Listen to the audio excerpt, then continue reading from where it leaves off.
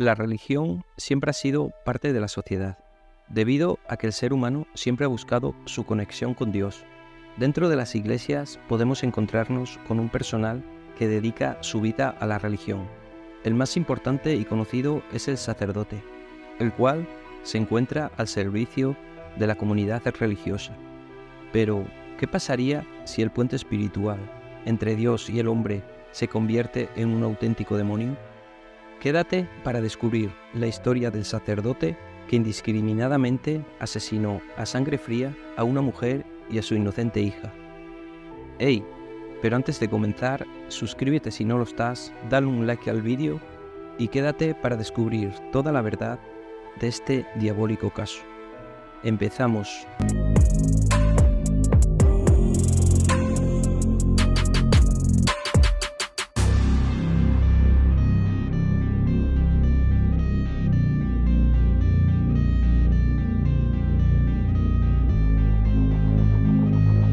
Bienvenidos a la Gruta del Crimen. La Fiscalía tardó meses en armar el rompecabezas de esta trágica historia de amor. Y aquí descubrirás en unos pocos minutos el caso por el que José Francey Díaz Toro fue condenado a pagar 23 años de cárcel y la Iglesia una multa de 600 millones de pesos. El negativo de una foto que apareció a un lado de los cuerpos incinerados de una mujer y una niña fue la primera pista que llevó a revelar el crimen. En la reconstrucción de estos asesinatos, por los que la Iglesia Católica tendría que pagar una indemnización de 600 millones de pesos, trabajó durante meses un equipo de investigadores del CTI, de la Fiscalía de Anserma, en Caldas, de Pereira y Bogotá. El trabajo de este grupo empezó cuando Everest Antonio Palacios, jefe de la Unidad Seccional del Cuerpo Técnico de Investigación, CTI, de Anserma, en Caldas, y coordinador de la investigación, reconociera que María del Carmen Arango Carmona, de 32 años, y su hija, María Camila Díaz Arango, de 5 años, reportadas como desaparecidas en Pereira, podrían ser las personas que encontraron incineradas el 15 de febrero del 2007, a orillas del río Guática, entre Anserma y Belén de Umbría, en Risaralda. Los cuerpos fueron identificados 3 meses después de que fueran enterrados bajo el título de Cuerpos no identificados, y su familia empezó a clamar justicia. Durante el proceso policíaco, el CTI empezó a analizar las pocas pruebas halladas cerca de los cadáveres quemados, anillos y accesorios para el cabello. Pero un negativo fotográfico que se salvó de quemarse fue la pieza clave para que los investigadores llegaran a la historia de amor secreta. Con la intervención del grupo de fotografía del CTI de Pereira, que se encargó de realizarle un proceso de humectación al negativo y su ampliación al máximo, se restauraron las imágenes e identificaron a las personas que aparecían allí: María del Carmen, María Camila y el sacerdote Díaz Toro, párroco de la iglesia de San José, en Mistrató, un pequeño pueblo de Risaralda. Entonces empezaron a establecer la relación que podía existir entre las víctimas y el entonces sacerdote. Al pedirle colaboración a la familia, Héctor Fabio Arango Carmona, hermano de María del Carmen, manifestó que ella y la niña, que vivían en Dos Quebradas, Risaralda, fueron el domingo 11 de febrero del año 2007 a Mistrató a visitar a un amigo, el sacerdote, y después de ese día no volvieron a tener noticias de ellas. La Fiscalía siguió con los interrogatorios y pudo establecer que la mujer sostenía realmente una relación sentimental con el sacerdote y que la niña era su hija y llevaba su apellido. Se habían conocido en 1995, cuando él era párroco de Buenos Aires, en Cauca. Según información de la familia de la mujer, ella se fue de la casa con él. Tiempo después se radicaron en Dos Quebradas, Risaralda. De allí al sacerdote lo trasladaron a Mistrató, municipio al que María del Carmen viajaba al menos cada 15 días a visitarlo, pero faltaba el motivo del crimen. La familia relató que el día en que María del Carmen llegó a Mistrató, lo llamó y contó que tenía problemas con Díaz Toro, al parecer porque él sostenía una relación con otra mujer, historia que fue confirmada por los testigos. María Peiva, la madre y abuela de las víctimas, declaró que ella le manifestó ese día, la última vez que la escuchó, que no se iba a dar por vencida y que estaba decidida a denunciarlo en la diócesis para que renunciara al sacerdocio. Este racional motivo nos lleva a la razón por la cual se cometió el asesinato. La falta de pruebas concluyentes en el proceso de investigación provocó que los investigadores allanaran la casa cural. Allí, con luces especiales, encontraron gotas de sangre desteñidas en color café, en las paredes, en una cama, en el suelo, en las escaleras y otros lugares. Con estas pruebas y con testimonios como el de María Eugenia Vergara Cardona, empleada del servicio de la casa cural, quien declaró sobre la rara actuación del sacerdote después del hecho y sus historias amorosas, se desveló el crimen. El CTI logró establecer que el domingo 12 de febrero, el párroco, después de dar la misa de las 6, mató a María del Carmen y a su hija, dentro de la casa cural, en complicidad con el sepultero del pueblo, Jorge Antonio Morales Ramírez, quien fue condenado en febrero de ese mismo año a 17 años y 2 meses de prisión por complicidad en el delito de homicidio agravado. El crimen ocurrió, según la Fiscalía, aproximadamente entre las 7:30 y las 8 de la noche. La mujer fue golpeada en la cabeza con un macetero en el tercer piso de la casa cural. El golpe fue contundente, su cuerpo rodó por las escaleras hasta el segundo piso, y por eso dejó marcas de sangre en este espacio de la casa. La niña fue asesinada después de su madre, mientras dormía en una habitación del segundo piso. La pequeña fue golpeada en la parte de atrás de la cabeza con el mismo macetero con la que fue asesinada su madre. Inclusive, un pedazo de este objeto se le quedó enterrado en el cráneo. Los dos hombres envolvieron los cuerpos de las víctimas en bolsas negras y en costales de fibra.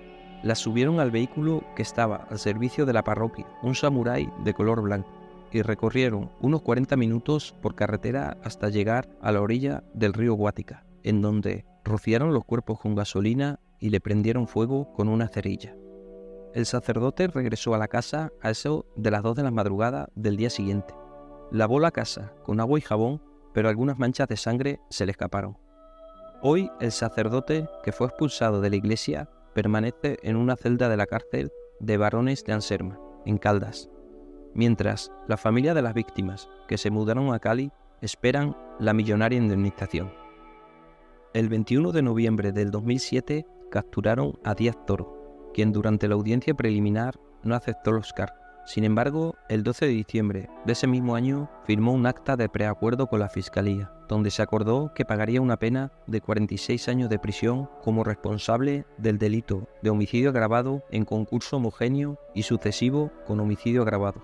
La pena quedó reducida a 23 años gracias a la rebaja del 50% por aceptación de cargos y se emitió la condena en enero del 2008. Sin embargo, el juez promiscuo del circuito de Belén de Umbría, en Risaralda, Otto Gardner, le dictó sentencia a Díaz Toro, quien hoy tiene 53 años y además de la pena de cárcel fue condenado a pagar una multa de 600 millones de pesos que asumiría la Iglesia Católica haciendo uso del recurso de responsabilidad extracontractual por hecho ajeno. Esta indemnización la recibirían los 10 hermanos de María del Carmen y su madre. Gardner explicó que esta es la primera sentencia emitida en el país que obliga a la Iglesia a pagar por las acciones cometidas por un sacerdote. La sentencia fue apelada por los representantes de la Conferencia Nacional Episcopal, la Diócesis de Pereira, la Parroquia de San José de Mistrató y el abogado defensor. Ahora la decisión estaba en manos del Tribunal Superior de Risaralda, ante quien se impuso la apelación. Después del crimen, el párroco de la iglesia siguió dando las misas y se le veía bastante tranquilo. Nunca le vieron nervioso ni preocupado. Toda la comunidad quedó perpleja al enterarse del crimen que había cometido. Debido a esto, en junio del 2008 fue sentenciado a pasar 23 años en prisión por haber cooperado con la policía, aunque para muchos esta sentencia era considerada muy baja. El caso parecía cerrado, después de la sentencia inicial, mediante un preacuerdo entre la Fiscalía y el acusado, pero el Tribunal Superior de Pereira anuló esta actuación y ordenó a reiniciar el juicio sin otorgar rebajas. El tribunal dictaminó que la Fiscalía y el juzgado se equivocaron, pues no tuvieron en cuenta que para la época de los hechos ya estaba la Ley 1098, la cual prohíbe otorgar beneficios cuando las víctimas son menores. Es importante recordar que no es posible generalizar y afirmar que todos los sacerdotes cometen crímenes. Sin embargo, es innegable que en la historia de la Iglesia Católica ha habido casos de sacerdotes que han cometido actos atroces. Para tratar de entender el por qué algunos sacerdotes cometen estos actos a pesar de su conexión con Dios, es importante considerar una serie de factores, incluyendo el contexto histórico, social, psicológico y emocional de los individuos involucrados. En primer lugar, es importante reconocer que la Iglesia Católica ha sido objeto de críticas y escándalos relacionados con el abuso sexual, por ejemplo, por parte de sacerdotes. Estos crímenes han causado un gran daño a las víctimas y han generado un profundo cuestionamiento sobre los valores y la ética de la institución eclesiástica. Aunque estos casos son lamentables y alarmantes, no representan la totalidad de la labor de los sacerdotes católicos alrededor del mundo. Uno de los factores que se ha señalado como posible explicación de por qué algunos sacerdotes cometen crímenes es el celibato obligatorio. El celibato es una práctica común en la Iglesia Católica y aunque no es la causa directa de los crímenes, algunos críticos argumentan que pueden contribuir a generar un ambiente de represión sexual en el clero. Esto podría llevar a algunos sacerdotes a desarrollar conductas inapropiadas, como el abuso sexual de menores. Por otro lado, algunos estudios psicológicos sugieren que algunos sacerdotes que cometen crímenes pueden haber experimentado traumas o abusos en su infancia, lo que podría haberles llevado a desarrollar comportamientos inadecuados en su vida adulta. Estas experiencias negativas pueden tener un impacto significativo en la salud mental y emocional de las personas y en algunos casos pueden manifestarse en comportamientos delictivos. Además, el poder y la autoridad que los sacerdotes ejercen dentro de la comunidad católica también puede desempeñar un papel en la comisión de crímenes. Algunos sacerdotes pueden verse tentados a abusar de su posición de liderazgo para cometer actos delictivos, sabiendo que su estatus dentro de la Iglesia les otorga una cierta impunidad. Este abuso de poder es inaceptable y debe ser enfrentado con medidas firmes por parte de la institución eclesiástica. Por esta razón, algunos sacerdotes continúan cometiendo delitos sin temor a las consecuencias. Es importante mencionar que la comisión de crímenes por parte de sacerdotes no es exclusiva de la Iglesia Católica y que también se han reportado casos de abuso sexual y otros crímenes por parte de clérigos de otras denominaciones religiosas. Esto sugiere que los factores subyacentes que pueden llevar a un sacerdote a cometer un crimen son complejos y multifacéticos, y no pueden atribuirse exclusivamente a la práctica del celibato o a la falta de rendición de cuentas dentro de la Iglesia Católica. Además, es importante considerar el papel de la justicia en la prevención y castigo de los crímenes cometidos por sacerdotes. La justicia debe ser imparcial y estar al servicio de las víctimas, garantizando que los responsables sean llevados ante la ley y sean castigados de acuerdo con la gravedad de sus actos. La impunidad no puede ser tolerada y la sociedad en su conjunto debe asegurarse de que se haga justicia en estos casos. Es fundamental que la Iglesia Católica y otras instituciones religiosas tomen medidas concretas para prevenir la comisión de crímenes por parte de sus clérigos y para proteger a los más vulnerables dentro de sus comunidades. Esto incluye implementar protocolos de prevención, asegurar una adecuada formación y supervisión de los sacerdotes y crear mecanismos eficaces para la denuncia de abusos. Asimismo, es esencial promover la transparencia y la rendición de las cuentas en todos los niveles de la institución eclesiástica.